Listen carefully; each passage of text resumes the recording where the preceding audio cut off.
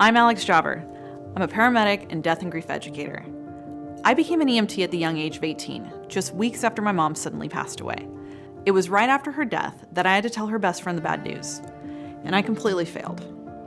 After that experience, I comforted myself by remembering that I was about to begin EMT school, and I thought that they would teach me everything I needed to know about how to do this right next time, when it was a patient's family member I was breaking the news to. Well, if your EMT training was anything like mine, that never happened. And eventually, I realized that lesson I was waiting for was never coming, because it didn't exist.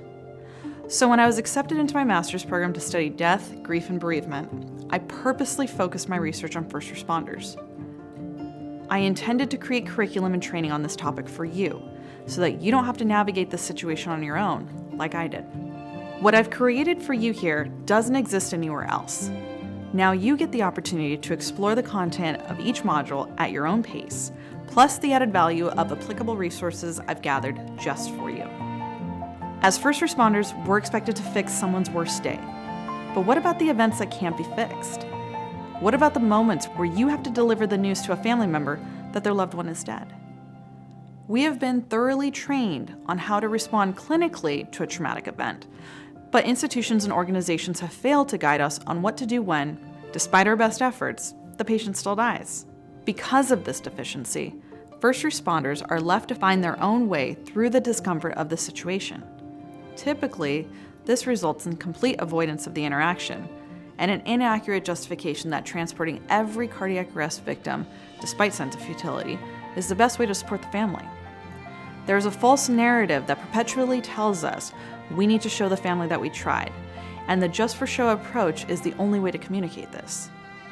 Additionally, some first responders are left with the feeling of guilt for failing to undo someone's worst day. All of this leads to a lack of compliance with new policy, resistance towards engaging with family, as well as insecurities about how their actions impacted the survivors. Without this training, we will not move past the resistance to engaging with survivors or increase the confidence first responders have while speaking with the family. Think bigger picture with me. How do you want first responders to show up for your family when your time comes? The hard but inevitable truth is that we will all one day experience the same outcome as the patients we run on. Whether we are the ones on the other end of the line calling 911 because our parents or spouse has been found pulseless, or it's our own family calling for us, there will come a day when it's our turn to call for help.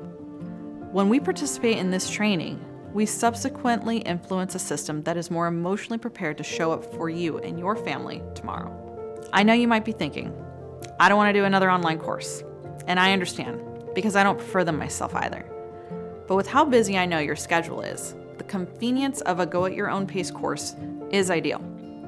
You could begin this course at work, pause to respond to a call, and come back to it when you find a break later. Our website will save your place for you, so you can take as little or as much time as you need. I've always obtained my continuing education credits through my work, so I get it if you don't want to pay for it yourself. Great point. I wouldn't either. But has your work ever taught you something as useful and functional as how to speak to survivors of cardiac arrest patients?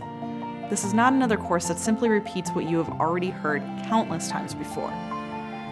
It is content that literally has failed to show up anywhere else, and now it's right here for you to take advantage of. Now it's your chance to be part of the change. How are you going to show up for the elderly wife whose husband took their last breath just moments before you arrived? How do you intend to comfort that new mother whose infant never woke up that morning? How are you going to care for the family when there's nothing more you can do for the patient? Sign up now, and I will teach you how.